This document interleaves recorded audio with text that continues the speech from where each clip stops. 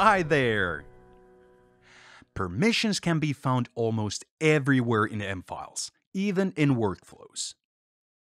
When defining permissions in workflows, you get to choose such things as who can see the workflow, who has the access to the document in a certain state, and who gets to move the document to the next state. In this video, I will walk you through all the ways of limiting and granting access to a document that has been put into a workflow. First, let's create a new workflow. Here you can define the people who get to see this workflow. You can choose either a whole department or individual users. Let's create the workflow states and add the state transitions next.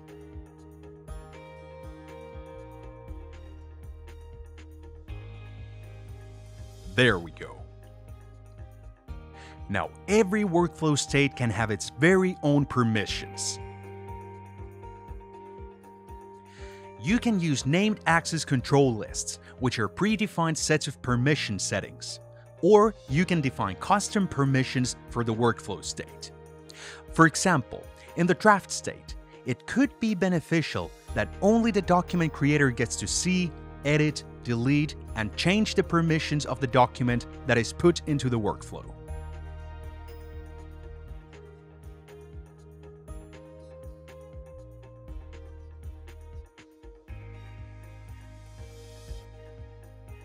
The workflow state transitions can also have permissions, as said before. This means that you get to define who can move the document into the next state. Pretty straightforward.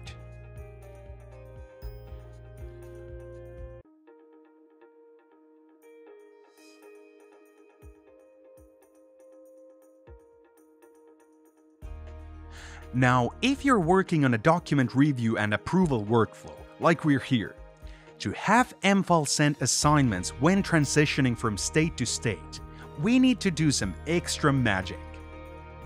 If you haven't seen the video on how to create a review and approval workflow, go check it out. We need to create two more workflow states in which the permissions are defined. The permissions need to be defined in the state before the one where the assignment is created, since M-files has a certain order it performs the workflow state actions.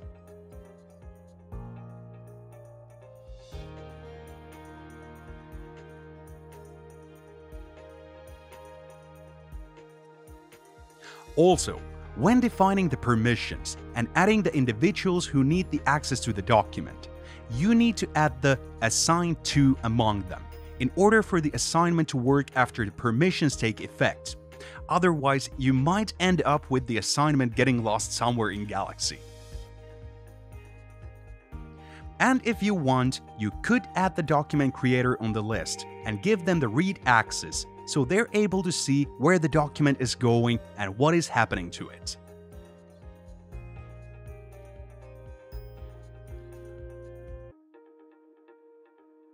The same procedure needs to be done to the send for approval and waiting for approval states.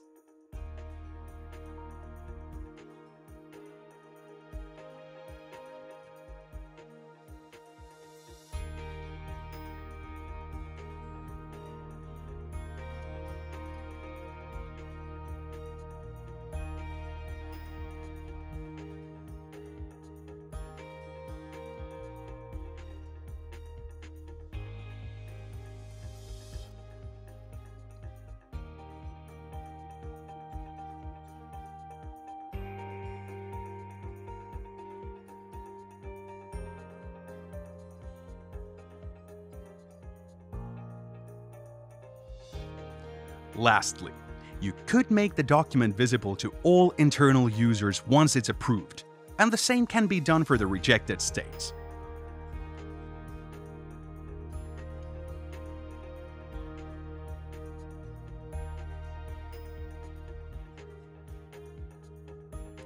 Now we can jump into the M-files desktop and see how this works.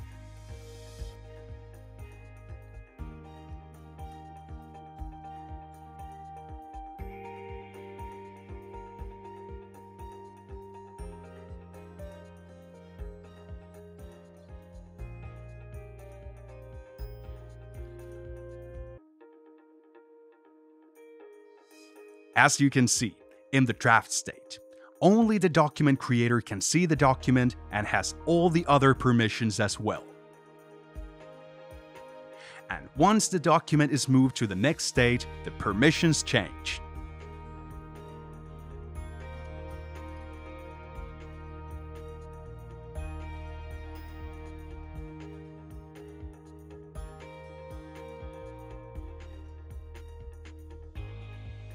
And the permissions keep changing as the document progresses through the workflow.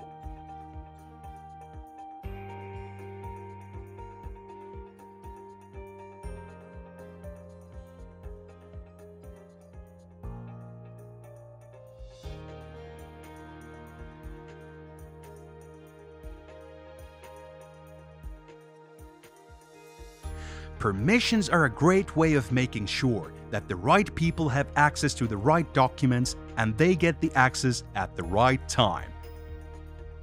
Now it's your turn to go and try this out. And don't forget to watch the other videos as well to learn what else you can do with mFiles admin tool. See you soon.